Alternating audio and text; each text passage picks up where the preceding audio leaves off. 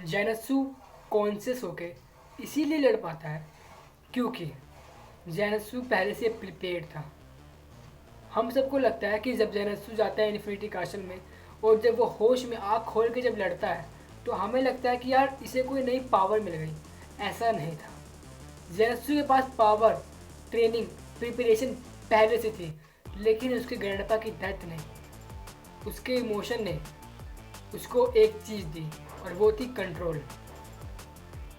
अपने फियर पर, अपने पेन पर, अपने सेल्फ एस्टीम पर, अपने सेल्फ डाउट पर उस इमोशन ने उसे एक डायरेक्शन दी, एक तरीका दिया अपने स्किल्स को यूज़ करने का कि वो अब अपने स्किल को किस वे में यूज़ करेगा।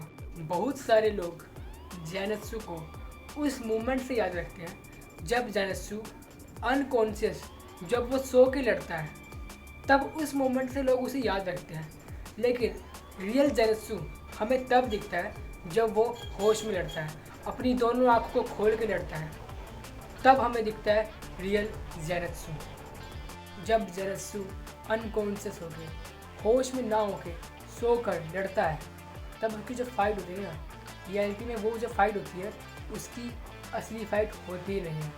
वो फाइट होती है सेफ फाइट, बिना किसी डर के, बिना किसी पेन के, बिना किसी सेल्फ एस्टीम के।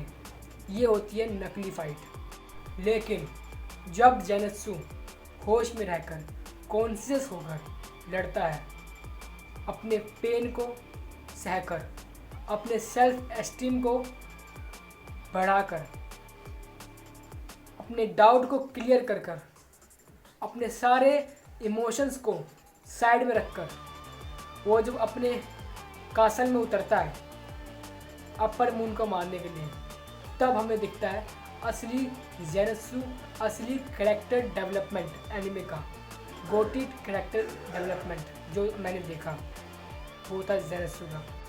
जैनत्सु वीक नहीं था, वो ओवरहेल्म्ड था। ओवरहेल्म्ड का मतलब क्या होता है, सॉरी अगर मैं प्रोनाउंस अच्छे से नहीं कर पा रहा तो मैं बता दूं आपको। लेकिन ओवरहेल्म्ड का मतलब होता है तुम्हारे पास कोई स्किल है बट तुम्हारा दिमाग अलो नहीं कर रहा उस स्किल को यूज़ करने के लिए।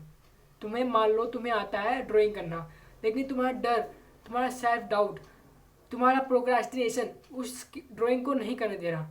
अब मैं वीडियो बना रहा हूँ, मुझे पता है मैं वीडियो बना पाता हूँ, लेकिन मेरा दिमाग मना कर रहा है। तो यही जैनत्सु के साथ भी हुआ। जैनत्सु के पास स्किल थी, उसने ट्रेनिंग कंप्लीट की थी, लेकिन उसका दिमाग, डर उसे वो ट्रेनिंग में उस स्किल को यूज करने नहीं दे रहा था। इसीलिए वो बार बार डर के मारे बेहोश हो जा रहा था और बेहोश होने के बाद वो लड़ रहा था। जब जैनत्सु को उसके ग्रैंडपा की डेथ की न्यूज़ मिलती है तो हमें लगता है कि जैनत्सु को एक नई पावर मिल गई। सच ये है कि जैनत्सु को कोई पावर नहीं मिली, उसके पास पहले से थी, लेकिन उस इमोशन ने, उसके ग्रैंडपा की डेथ के इमोशन ने उसके अंदर का एक आवाज़ थी डर की, सेल्फ डाउट की, उसको बंद कर दिया। उस मोमेंट जैनत्सु ने डर को मारा नहीं, उसने डर के साथ एक्ट करना सीख लिया। और यही डिफरेंस है अनकॉन्शियस फाइट और कॉन्शियस फाइट में। अनकॉन्शियस फाइट में उसकी स्किल ऑटोमेटिक चल रही थी, वो नींद में था, ऑटोमेटिक अपनी ट्रेनिंग को, प्रिपरेशन को कर रहा था।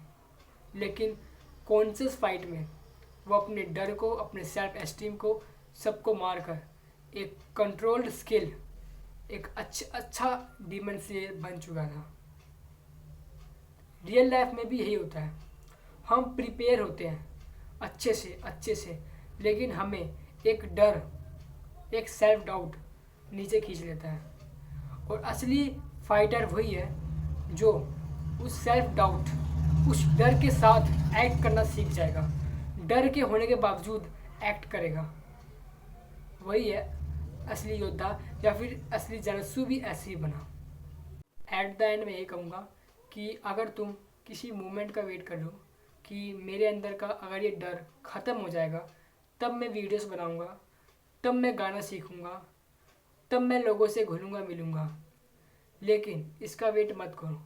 तुम डर में होने के बावजूद लोगों से बात करो, डर में होने के बावजूद कैमरे के सामने बोलो, डर में होने के बावजूद तुम गाना गाओ, तभी तुम तुम्हारा असली बनोगे, तुम रियल बनोगे, तुम्हारा रियल करेक्टर डेवलपमेंट होगा उसी टाइम।